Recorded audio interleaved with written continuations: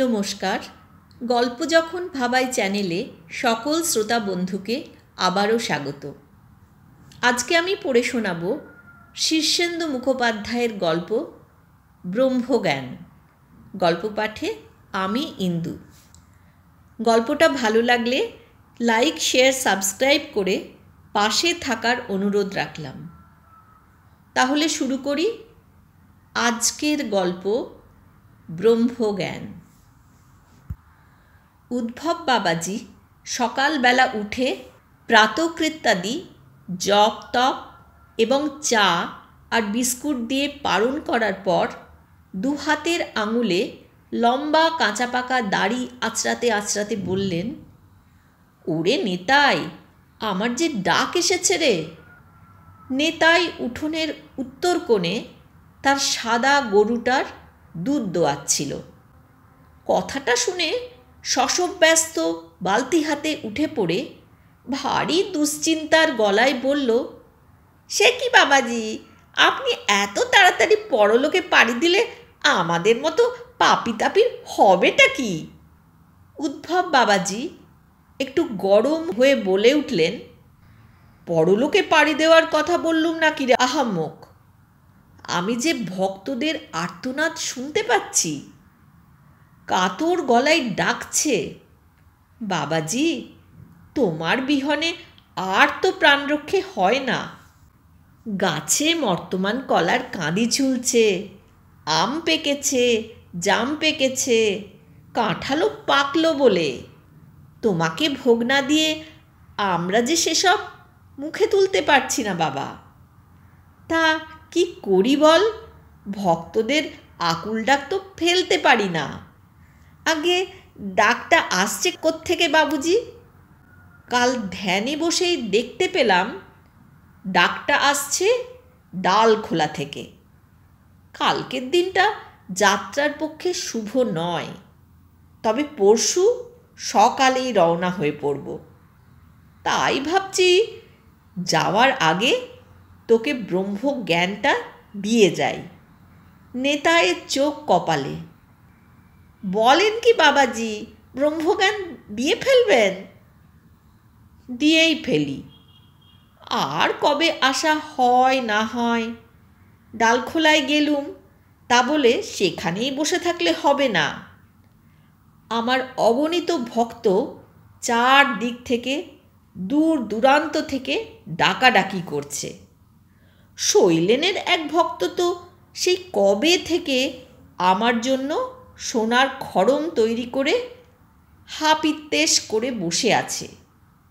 গিয়ে হাজির হলেই অগুরু দেওয়া জলে পা ধুইয়ে সোনার খড়ম পরিয়ে দেবে। চকবেড়ের সীতারামের বউ নন্দরানী মুক্তোর মালা পরিয়ে চরণ পূজা করবে বলে কবে থেকে পথ চেয়ে বসে আছে। হিঙ্গলগঞ্জের রাখহরি তার জমিজমা আমার নামে দেবোত্তর করে দিয়ে বসে আছে। দখল নেওয়াটাই যা বাকি। তোর কাছে পড়ে থাকলে কি আমার চলে রে? তারপর ধর, হিমালয়েও তো আমার একটা ঠেক রয়েছে। দুটো নেকড়ে বাঘ আমার সেই ঠেক সামলে রাখে। বুঝেছি বাবুজি, এবার আপনি গতর তুলবেন। তা ব্রহ্মজ্ঞান পেলে কি হবে মশাই? হাওয়াতে উড়তে পারবো? তা পারবিনি কেন? ইচ্ছে হলে হাওয়ায় উঠতে পারবি, জলের উপর দিব্যি হাঁটতে পারবি। জলে ডুববি না, আগুনে পুড়বি না। তাহলে তো খুবই সুবিধেই হবে মশাই। তাহলে দিয়েই দেন ব্রহ্মজ্ঞান। তাই তো বলছি, তবে এত বড় জিনিস, তার খরচাপাতি আছে। 5 সের চাল, 5 সের ডাল, আস্ত মাছ, 500 ঘি আর 5টা মোহর। নিতাই হাঁ হয়ে গেল, মুখে বাক্যি সরল না। কিছুক্ষণ পরে বলল, বাপরে, তাহলে ব্রহ্মজ্ঞানের দরকার নেই বাবাজি। উদ্ভব বাবাজি গম্ভীর হয়ে বললেন, যে জিনিস পাচ্ছিস তার দাম যে হিসেবের বাইরে রে।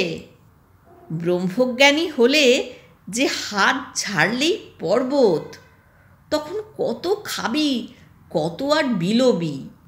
তা না হয় তোর খাতিরে একটু কম সম করেই ধরছি। অনেক দর কষাকষির পর যা রফা দাঁড়ালো তাতে উদ্ভব বাবাজির মুখখানা তোম্বা হয়ে রইল। 2 চাল, 2 ডাল, 1 পো ঘি আর মোহরের বদলে নেতাইয়ের বউয়ের 1খানা ফঙ্গবেনে নথ। ব্রহ্মজ্ঞান যে এত সস্তা নয় তা বিস্তর বুঝিয়েও কিন্তু লাভ হলো না। পরদিন সকালেই বাবাজি ব্রহ্মজ্ঞানটা দিলেন। নিতাই চান করে 1খানা শুদ্ধ বস্ত্র পরে হাঁটু গেড়ে দাওয়ার কাজ ঘেঁষে উঠানে বসা। বাবাজি দাওয়ার উপরে 1খানা কুটকুটে কম্বলের আসনে বসে খানিকক্ষণ চোখ বুজে সমাধিস্থ হলেন। তারপর বিরাট 1খানা হাই তুলে গালবাদ্য করার পর বিদঘুটে সব মন্তর গুনগুন করতে করতে নিতাইয়ের কপালে ডান হাতের বুড়ো আঙুলটা চেপে ধরলেন। বেশ অনেকক্ষণ ঠেসে ধরার পর বললেন, কিছু টের পেলি? নিতাই আমতা আমতা করে বলল, আগে তেমন কিছু নয়, একটু যেন গরম লাগছিল। বলে খুব গম্ভীর মুখ করে কিছুক্ষণ আনমনে চেয়ে থেকে বললেন, তোর ভিতরে তো গলা অবধি চকচক করছে, ওর মধ্যে কি আর ব্রহ্মজ্ঞান সেঁধোতে চায়? ক্রিয়া হতে সময় লাগবে। পাপের চাপে ব্রহ্মজ্ঞানটা গুঠলি পাকিয়ে ভিতরে বসে আছে। জপ তপ চালিয়ে যা, এক সময়ে ব্রহ্মজ্ঞান দুম করে ফাটবে, তখন আর তোকে পাই কে? নিতাই একটু হাত পা ঝাড়া দিল, নিজের মাথা একটু চাপড়ালো, চোখ কচলে চারদিকে ভালো করে চাইল। তেমন কিছু হেলদোল বুঝতে পারল না। বলল, বাবাজি, ব্রহ্মজ্ঞানটা কবে নাগাদ ফাটবে বলে মনে হয়? ওর কি আর ঠিক আছে? কালও ফাটতে পারে, আবার 2-4 মাস কি 2-4 বছরও লেগে যেতে পারে। তবে ও হলো মোক্ষম জিনিস, একবার যখন ছুঁচ হয়ে ঢুকেছে তখন ফাল হয়ে বেরোবেই। দ্বিপ্রহরে আহারাদি ও বিশ্রামের পর উদ্ভব বাবাজি ডালখোলা রওনা হয়ে গেল। নিতাইয়ের বউ সরস্বতী বলল, ব্রহ্মজ্ঞান না ছাই, তোমাকে তো সেই চোরের মতোই দেখাচ্ছে। মিছি মিছি আমার নথটা গেল, 5 রতি সোনা ছিল ওতে। নিতাইয়েরও মনটা একটু কিন্তু কিন্তু করছিল। ব্রহ্মজ্ঞান বলে কথা, সেটা ভেতরে ঢুকলে তো আর কিছু না হোক কাঁপুনি দিয়ে জ্বর আসুক, বা ভেদবমি হোক, কি পিত্তশূলের ব্যথা হোক, কিছু তো একটা হবে। তা তো হচ্ছে না।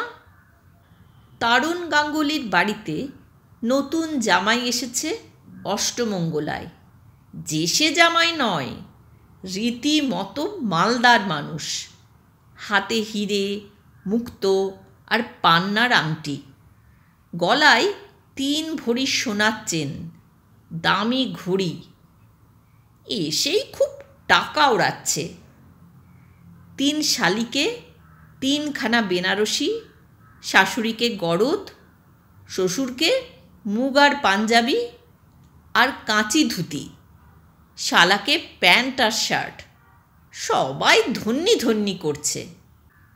নিতাই জামাইটিকে দেগে রেখেছিল, গতকালই হয়ে যেত, শুধু ওই ব্রহ্মজ্ঞানের ফেরে পড়ে হয়নি। নতুন বড়বউয়ের ঘরে নিশুত রাতে গিয়ে সুবিধে নেই। তার বকবকম অনেক রাত অবধি চলে। তাই নিতাই রাত 2টো অবধি মরার মতো ঘুমোলো। তারপর যন্ত্রপাতির থলিটা নিয়ে বিষয়কর্মে বেরিয়ে পড়ল।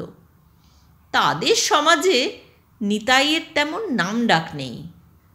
লোকে আড়ালে বলে, নিতাই এখনো দুধের শিশু, আর ভাঙেনি। কথাটা মিথ্যেও নয়। বড় গোছের দাও সে আজ অবধি মারতে পারেনি। তবে কোনো রকমে খাওয়া পড়াটা চালিয়ে নেয় আর কি। সমস্যা হলো, নতুন বড়বউ তো ঘুমোবে দেরিতে, কিন্তু গাঙ্গুলি খুড়োর আবার ব্রাহ্ম মুহূর্তে শয্যা ত্যাগের অভ্যাস। কাজেই একেবারে ঘড়ি ধরে মাঝখানের সময়ের ফাঁকটুকুতে কাজ হাসিল করতে হবে। তারণ গাঙ্গুলির বাড়িখানা দিব্যি, উঁচু দেওয়াল দিয়ে ঘেরা, মাঝখানে বড় উঠোন, তার চারদিকে 4টে দালান, বাগান টাগান আছে। আজ শেষ রাতে একটু কুয়াশাও পড়েছে, জমাটি শীত। গাছ বেয়ে দেওয়াল টপকে নিতাই বাড়ির হাতায় ঢুকে পড়ল। থলিখানা ঝোপের আড়ালে নামিয়ে শিক কাটার যন্ত্র আর প্লায়ার নিয়ে গুটি গুটি এগোতে লাগল। বাড়ির হাল হদিশ তার মুখস্থ।